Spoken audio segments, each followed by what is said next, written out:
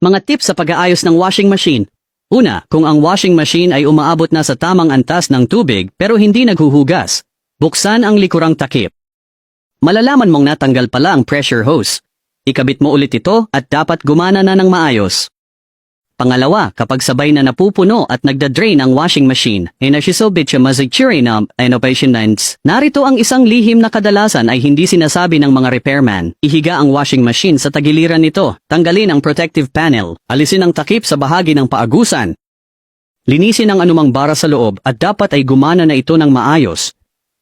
Pangatlo, kung ang washing machine ay parang sumasayaw, napupuno ng tubig pagkatapos mag-spin, at nagkakabuhol-buhol ang mga damit, hindi maayos ang paglipat ng clutch.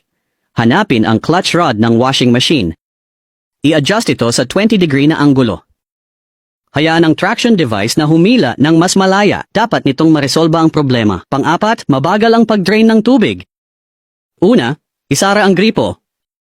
Alisin ang takip na hose. Tanggalin ang filter screen. Mapapansin mong maraming dumi ang nakabara rito.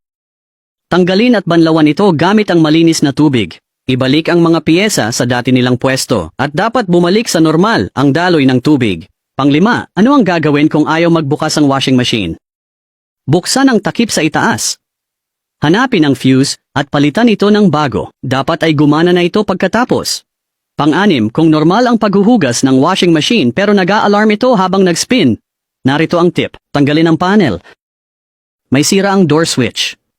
Kuskusin ito ng kaunti o palitan at dapat ay mag-spin na ito ng normal. Kung